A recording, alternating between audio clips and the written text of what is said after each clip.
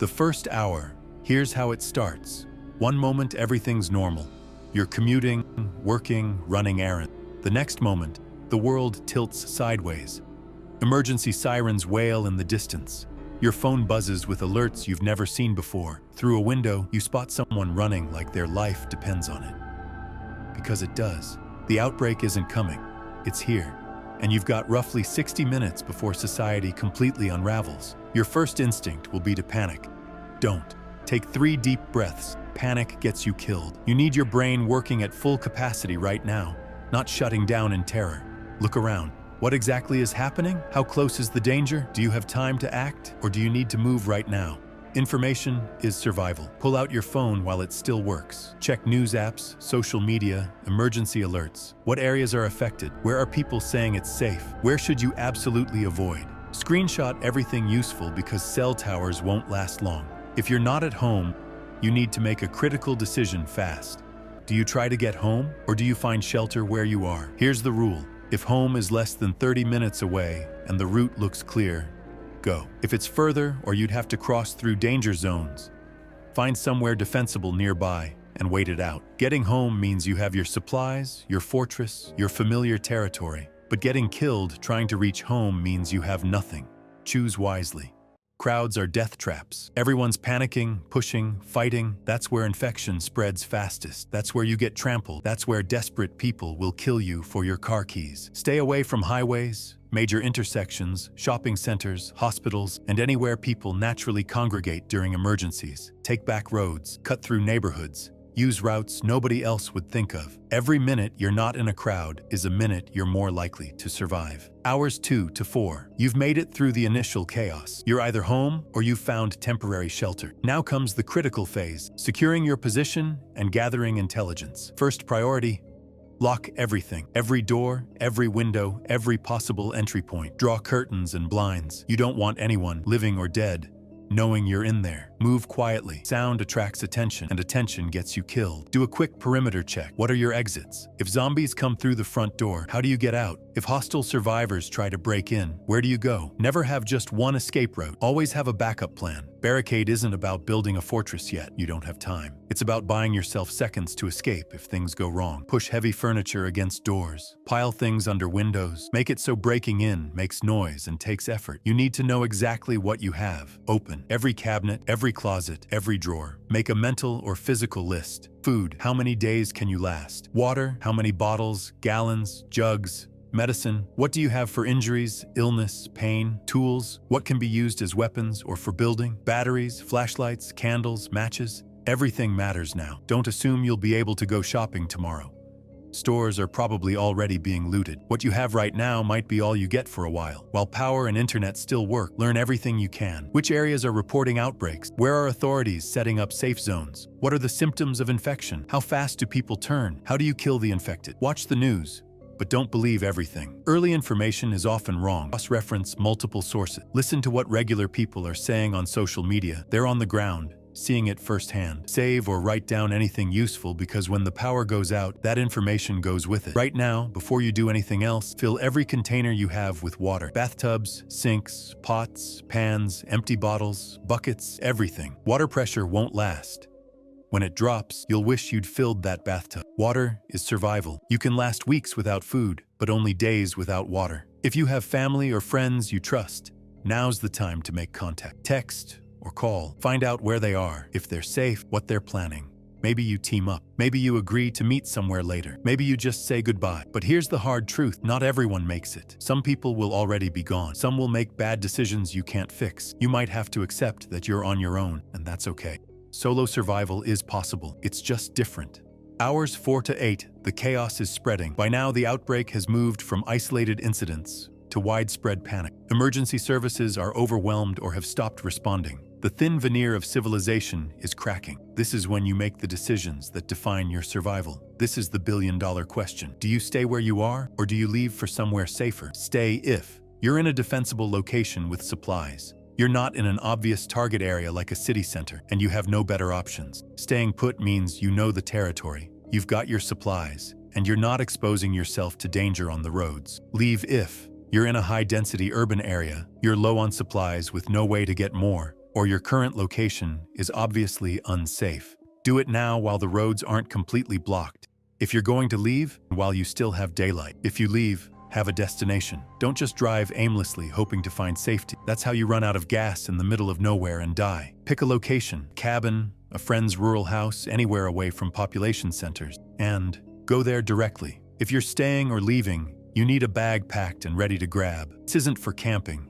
This is for survival. Pack water, at least 2 liters, food, non-perishable, high-calorie, nothing that needs cooking. Aid kit, bandages, antibiotics, painkillers, multi-tool or knife, flashlight and extra batteries, matches or lighter, rope or paracord, change of clothes, any critical medications, cash. Credit cards won't work when systems fail. Copies of important documents, a weapon if you have one. Keep this bag by the door. If you need to leave in 30 seconds, you grab it and go. You need to know what's happening outside without exposing yourself. Look out windows from behind cover. Listen at doors. What do you hear? Screaming, sirens, gunshots, silence? If you can safely get to a higher floor or rooftop, do it. Get a view of the neighborhood. Are there fires, crowds, zombies? Where are the danger zones? Where do the roads look clear? This information saves your life. If this Day 1 survival guide is helping you prepare for the worst, hit that like button and subscribe for more detailed apocalypse strategy. Your support means everything. Hours 8 to 12. Night is falling, and night changes everything. Darkness makes everything more dangerous. Zombies are harder to see, hostile survivors are emboldened, and you're more vulnerable. But it also provides cover if you need to move. No lights after dark unless absolutely necessary. That means no turning on room lights, no flashlights pointed at windows, no candles visible from outside. Every light source is a beacon telling everyone,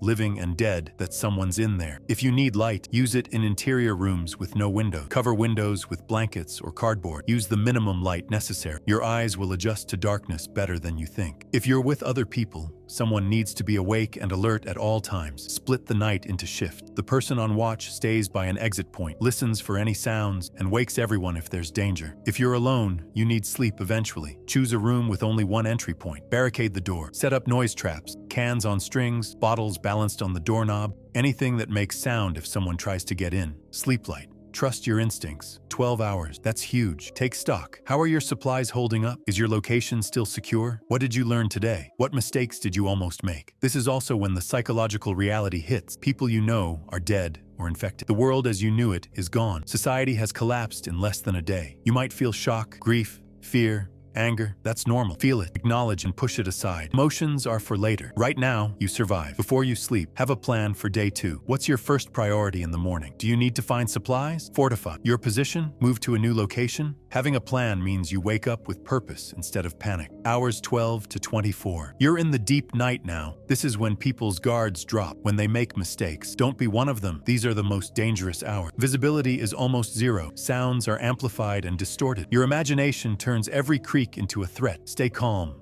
Most sounds are nothing, but stay alert because some sounds are everything. If you hear breaking glass, voices, footsteps, or moaning, don't investigate. Not at night. You can't see what you're dealing with. Instead, prepare to either defend your position or escape. Grab your bug-out bag. Move to your secondary exit point.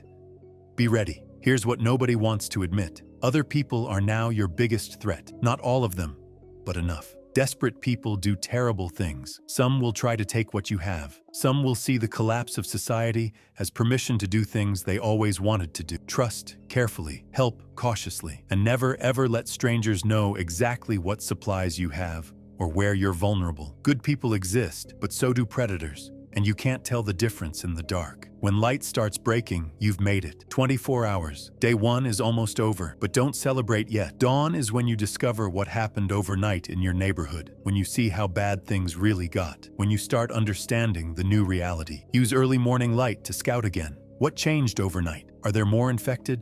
Did buildings burn? Are there survivors moving around? This information shapes your Day 2 strategy. Let me rapid-fire the things that get people killed in the first 24 hours, ignoring early warnings because it seems crazy. When weird things start happening, act immediately. Going to check on family in high-risk areas. I know it's harsh, but running into danger zones kills you. Trusting official safe zones too much. Sometimes they're traps, overcrowded, underprotected, and full of infected. Wasting time grabbing valuables. Pictures, jewelry, heirlooms, they mean nothing if you're dead. Forget them. Fighting when you can run. Every fight risks injury, noise, and infection. Avoid conflict whenever possible. Using your car in traffic. Gridlock happens fast. You'll be trapped in a metal coffin. Walk or bike when roads are jammed. Assuming help is coming. It's not. Not today. Maybe not ever. You're on your own. Not sleeping at all. Exhaustion kills judgment. You need rest even on day one. Overthinking instead of acting. Analysis paralysis is real. Make the best decision you can with the information you have, then commit. So you've survived day one. Congratulations. That puts you ahead of most people. But don't get cocky. What do I need to do today to make it to tomorrow? Day 2 brings new challenges. Day 3 even more. This isn't about surviving one day. It's about surviving every day. Here's the psychology of survival. You can't think about the big picture yet. You can't think about months or years of apocalypse. That's overwhelming and paralyzing. You think about today. What do I need to do today to make it to tomorrow? That's it. One day at a time. Accept that the old world is gone.